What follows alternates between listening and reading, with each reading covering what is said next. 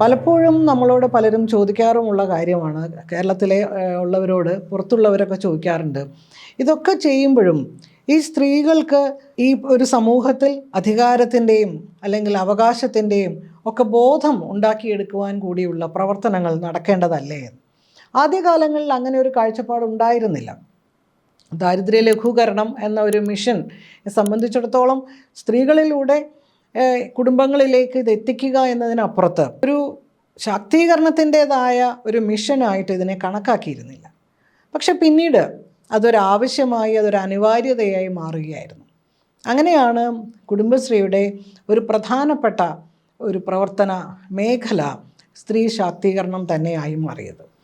അതിനു വേണ്ടിയിട്ട് വിവിധങ്ങളായ പ്രവർത്തനങ്ങൾ, അതിലൊരു പ്രധാനപ്പെട്ട ഒന്നാണ് ജെൻഡർ സെൽഫ് ലേണിംഗ് എന്ന് പറയുന്നത്, സ്വയം പഠന പ്രക്രിയ. സ്വന്തം ജീവിതം, ഒരു സ്ത്രീയുടെ സ്വന്തം ജീവിതം. നമുക്കറിയാം, ഒരു പുരുഷാധിപത്യ സമൂഹത്തിൽ ജീവിക്കുന്ന സ്ത്രീയെ സംബന്ധിച്ചിടത്തോളം ആ സ്ത്രീ ഏതെങ്കിലും തരത്തിലുള്ള ചൂഷണത്തിനോ വിവേചനത്തിനോ ഇടയാകുന്നുണ്ടെന്ന് പോലും തിരിച്ചറിയാൻ ബഹുഭൂരിപക്ഷം സ്ത്രീകൾക്കും കഴിയാറില്ല. അവർക്കത് കഴിയുന്നത് ഒരുപക്ഷെ അവരുടെ ഒരു അനുഭവം കൊണ്ടാകാം, അല്ലെങ്കിൽ ഒരു പാഠം കൊണ്ടാകാം, അങ്ങനെയൊക്കെയാണ്. അല്ലെങ്കിൽ ഈ ഒഴുക്കിനൊത്തു നീന്തിക്കൊണ്ട് ഇതാണ് സ്ത്രീക്ക് വിധിക്കപ്പെട്ടത് എന്ന തരത്തിലാണ് ഈ കാര്യങ്ങൾ പോയിക്കൊണ്ടിരുന്നത്. അങ്ങനെ അല്ല എന്നും, സ്ത്രീ എന്നുള്ള നിലയ്ക്ക് ഈ സമൂഹത്തിൽ അവൾക്കുള്ള സ്ഥാനം, അവൾക്കുള്ള അവകാശങ്ങൾ, അവൾക്കുള്ള അധികാരം, ഭരണഘടന ഉറപ്പ് നൽകുന്ന തുല്യത, ഈ കാര്യങ്ങളെക്കുറിച്ച് ബോധ്യപ്പെടുത്തുവാൻ. പക്ഷെ വളരെ രസകരമായ, വളരെ കൗതുകകരമായ ഒരു പഠന രീതിയാണ് കുടുംബശ്രീ അതിനുവേണ്ടി ആവിഷ്കരിച്ചത്. അതൊരിക്കലും ഒരു ക്ലാസ് മുറിയിൽ സ്ത്രീകളെ ഇരുത്തി ഒരു ഫെമിനിസത്തെക്കുറിച്ചോ ജെൻഡറിനെ കുറിച്ചോ ക്ലാസ് എടുക്കുകയായിരുന്നില്ല. അവർ തന്നെ സ്വയം പഠനമാണ്. അവർ തന്നെ സ്വയം അവരുടെ ജീവിതത്തെ കാണാൻ അവരെ പ്രേരിപ്പിക്കുകയാണ് ചെയ്തത്. തൊഴിലിനെക്കുറിച്ച്, അവരെടുത്തുകൊണ്ടിരിക്കുന്ന കാണാപ്പണിയെക്കുറിച്ച്, വീട്ടിനകത്തെ അവരുടെ അധികാരത്തെക്കുറിച്ചൊക്കെ തന്നെ. അപ്പോൾ ഈ രീതിയിൽ സ്ത്രീ ശാക്തീകരണത്തിന് പ്രാധാന്യം കൊടുക്കുകയും സ്ത്രീകളുടെ നിയമം, ആദ്യം തന്നെ അതായിരുന്നു തൊഴിൽ സ്ത്രീയുടെ അവകാശത്തെക്കുറിച്ച്. അപ്പോൾ അത്തരത്തിൽ നിയമബോധവൽക്കരണം നടത്തുന്നതിന്, നിയമസഹായം നൽകുന്നതിന് ഒക്കെ തന്നെ. അപ്പോൾ സാമ്പത്തിക ശാക്തീകരണം എന്ന് പറയുന്നതിനോടൊപ്പം തന്നെ സാമൂഹ്യ ശാക്തീകരണവും സ്ത്രീ ശാക്തീകരണവും അതിൻ്റെ ഭാഗമായി ചെയ്യാൻ കഴിയും. അപ്പോൾ ആദ്യത്തെ കുടുംബശ്രീയുടെ ബൈലോ പ്രകാരം, കുടുംബശ്രീയുടെ ആദ്യത്തെ ഒരു പ്രവർത്തന പദ്ധതിയെക്കുറിച്ചുള്ള കാഴ്ചപ്പാടനുസരിച്ച് നേരത്തെ സൂചിപ്പിച്ചതുപോലെ ഒരു അയൽക്കൂട്ടം എന്ന് പറയുന്നത് ഒരു പ്രദേശത്ത് താമസിക്കുന്ന കുറച്ച് സ്ത്രീകൾ എന്നുള്ളതായിരുന്നു. പക്ഷേ ഇന്ന് കാലം മാറുന്നതിനനുസരിച്ച് മാറ്റങ്ങൾ വരേണ്ടത് അത്യാവശ്യമാണ് എന്ന തിരിച്ചറിവിൻ്റെ അടിസ്ഥാനത്തിൽ പ്രത്യേക അയൽക്കൂട്ടങ്ങളും ഇന്ന് രൂപീകരിക്കപ്പെട്ടിട്ടുണ്ട്. വളരെയേറെ ശ്ലാഘനീയമായൊരു ഇടപെടലാണത്. അതായത് ട്രാൻസ്ജെൻഡർ വിഭാഗത്തിന് അയൽക്കൂട്ടമുണ്ട്. അതുപോലെ തന്നെ ബൗദ്ധിക വെല്ലുവിളികൾ നേരിടുന്ന കുട്ടികളുടെ അമ്മമാർക്ക് പ്രത്യേകം അയൽക്കൂട്ടങ്ങളുണ്ട്. ഭിന്നശേഷിക്കാരായവർക്ക് പ്രത്യേക അയൽക്കൂട്ടമുണ്ട്. ആദിവാസി മേഖലയിൽ അത് വളരെ വലിയ, പിന്നീട് വളരെ കഴിഞ്ഞ ഏതാനും വർഷങ്ങൾക്ക് മുമ്പ് ഉണ്ടായ ഒരു ഇടപെടലാണ്. മറ്റ് മേഖലകളിൽ ഉള്ളതുപോലെ തന്നെ ആദിവാസി മേഖലയിൽ അയൽക്കൂട്ടങ്ങൾ രൂപീകരിക്കുകയും അവരെ കൂടി ഈ കുടുംബശ്രീയുടെ കുടക്കീഴിലേക്ക് അണിനിരത്തുകയും ചെയ്യാൻ സാധിച്ചിട്ടുണ്ട്.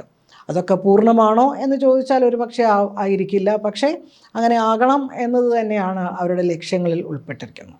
അപ്പോൾ ഇത്തരത്തിൽ കുടുംബശ്രീയുടെ പ്രവർത്തനം, നേരത്തെ പറഞ്ഞ ഹരിതകർമ്മസേന പോലെ മാലിന്യ നിർമ്മാർജ്ജനം എന്ന ഇന്ന് കേരളം നേരിടുന്ന ഏറ്റവും വലിയ പ്രശ്നത്തിനെ അത് അഡ്രസ്സ് ചെയ്യാനാണെങ്കിലും മറ്റു തരത്തിലുള്ള പ്രവർത്തനങ്ങളിലാണെങ്കിലുമൊക്കെ കുടുംബശ്രീ ഇല്ലാതെ ഇന്ന് കാര്യങ്ങൾ മുന്നോട്ട് കൊണ്ടുപോകാൻ കഴിയില്ല എന്നുള്ളിടത്തേക്ക്, പ്രത്യേകിച്ചും ഗ്രാമങ്ങളിൽ വലിയ മാറ്റമാണ് സംഭവിച്ചിരിക്കുന്നത്. എന്ന് മാത്രമല്ല, കുടുംബത്തിനകത്ത് ഒതുങ്ങിക്കഴിഞ്ഞിരുന്ന സ്ത്രീകൾ, അയൽക്കൂട്ടത്തിൻ്റെ ഒരു നയം അല്ലെങ്കിൽ ഒരു നിയമം തന്നെ എല്ലാ ഞായറാഴ്ചകളിലും അല്ലെങ്കിൽ ആഴ്ചയിൽ ഒരിക്കൽ അവർ ഒത്തുകൂടുകയും ഈ പറയുന്ന പോലെ ചെറിയ സമ്പാദ്യങ്ങൾ വഴി അവിടെ ഏറ്റവും ആവശ്യം ആർക്കാണെന്ന് നോക്കുക, അവർക്ക് അത് പണം സമ്പാദ്യം കൊടുക്കുക, അങ്ങനെ അവർക്ക് അവരുടെയൊക്കെ കയ്യിൽ കുറച്ച് പണം ഉണ്ടാവുക, അവർക്ക് സ്വന്തമായി പണം കയ്യിൽ ഉണ്ടാവുക വീട്ടിലെ കാര്യങ്ങൾക്ക് എന്ന് പറയുന്നത് തന്നെ സ്ത്രീകൾക്ക് വലിയ തോതിൽ ആത്മവിശ്വാസം കൊടുക്കുന്ന ഒന്നായിരുന്നു. പക്ഷെ അതിൻ്റെയൊക്കെ ഒപ്പം തന്നെ ഇന്ന് പഞ്ചായത്തിൻ്റെ പ്രവർത്തനങ്ങളുടെയൊക്കെ ഭാഗമായി കുടുംബശ്രീ നിൽക്കുന്നുണ്ട്. ഇപ്പോൾ ഏതാണ്ട് എല്ലാ പഞ്ചായത്ത് ഓഫീസുകളിലും CDS ഒരു ഓഫീസുണ്ട്.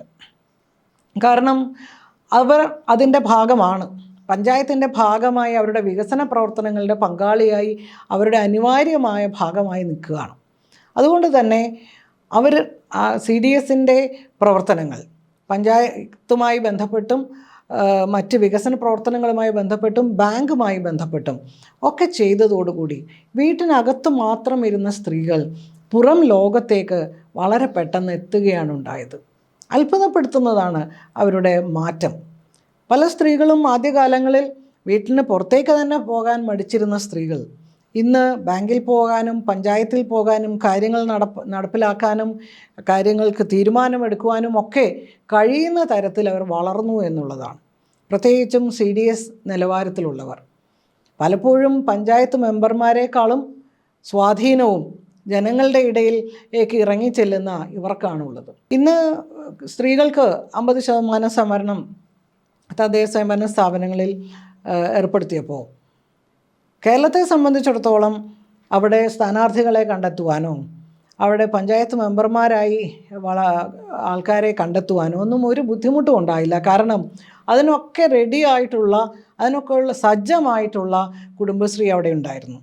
ഇന്ന് പഞ്ചായത്ത് മെമ്പർമാരായിരിക്കുന്ന ഏതാണ്ട് 52% പേര് ഇന്ന് സ്ത്രീകളാണ്. 50% സംവരണത്തിലൂടെയും അല്ലാതെ പുരുഷന്മാരുടെ അല്ലെങ്കിൽ പൊതു മണ്ഡലങ്ങളിൽ മത്സരിച്ച് വന്നവരും കൂടി ഉൾപ്പെട്ട് 52-54% സ്ത്രീകളാണ് ഇന്ന് തദ്ദേശ സ്വയംഭരണ സ്ഥാപനങ്ങളിൽ ഭാരവാഹിത്വം വഹിക്കുന്നത്. അവരിൽ ഏതാണ്ട് 70%-80% കുടുംബശ്രീയിലൂടെ ഈ രംഗത്തേക്ക് വന്നവരാണ്, ഏത് രാഷ്ട്രീയ പാർട്ടിയുടെ ആണെങ്കിലും. അപ്പോൾ കുടുംബശ്രീയിലൂടെ ആദ്യത്തെ ലക്ഷ്യത്തിന് അപ്പുറത്തേക്ക് ഒരു നാടിൻ്റെ അധികാരത്തിലേക്ക് വരെ അവർക്ക് എത്താൻ കഴിഞ്ഞു എന്നുള്ളതാണ് എടുത്തു പറയേണ്ട കാര്യം. പ്രസംഗിക്കാനാണെങ്കിലും സംസാരിക്കാനാണെങ്കിലും പ്രശ്നങ്ങൾ പരിഹരിക്കാനാണെങ്കിലും ഒക്കെ അവർ കാണിക്കുന്ന ശുഷ്കാന്തി, അവരുടെ കാര്യക്ഷമത ഒക്കെ വളരെ അത്ഭുതപ്പെടുത്തുന്നതാണ്. അവർക്ക് അവസരം ലഭിച്ചപ്പോൾ എങ്ങനെയാണ് അവരത് ഉപയോഗിച്ചത് എന്നുള്ളതാണ്. ഇത് വളരെ വിജയകരമായി പോകുന്ന സൂക്ഷ്മ സംരംഭങ്ങൾക്കൊപ്പം തന്നെ സൂക്ഷ്മ സംരംഭങ്ങൾ മാത്രമല്ല എന്നുള്ളതാണ്. ഇപ്പോൾ ന്യൂട്രിമിക്സ് എന്ന് പറയുന്ന അമൃതം എന്ന് പറയുന്ന അംഗൻവാടി കുട്ടികൾക്ക് കൊടുക്കുന്ന പോഷകാഹാരം അത് പൂർണ്ണമായും കുടുംബശ്രീയാണ് ഉൽപ്പാദിപ്പിക്കുന്നത്. ഊർജ്ജശ്രീ എന്ന് പറയുന്നൊരു പദ്ധതി ഉണ്ടായിരുന്നു. ഒരു കാലത്ത് നമുക്ക് ഇവിടെ ലോഡ് ഷെഡിംഗ് ഒക്കെ വേണ്ടി വന്ന വൈദ്യുതി കുറവ് വന്നൊരു കാലഘട്ടത്തിൽ അതുമായി ബന്ധപ്പെടുത്തി അവർക്ക് എങ്ങനെയാണ് അവയർനെസ് ഉണ്ടാക്കുക, എങ്ങനെയാണ് ബോധവൽക്കരണം സാധ്യമാവുക എന്ന നിലയ്ക്ക്. അപ്പോൾ ഈ രീതിയിൽ ഏത് മേഖലയിലാണ് ഇന്ന് കുടുംബശ്രീ ഇല്ലാത്തത് എന്ന് ചോദിച്ചാൽ ഒരു മേഖലയും ഇല്ല എന്ന് പറയേണ്ടി വരും. ജനകീയമായ ഹോട്ടലുകൾ അത് വലിയൊരു വിജയമാണ്. ഇങ്ങനെ കേരളത്തിൽ ഇന്ന് അവർ ഉണ്ടാക്കിയെടുത്തിരിക്കുന്ന ഒരു മുദ്ര അത് വളരെ വളരെ കൃത്യമായി എങ്ങനെയാണ് സ്ത്രീകളെ ഈ മേഖലയിലേക്ക് കൊണ്ടുവരിക.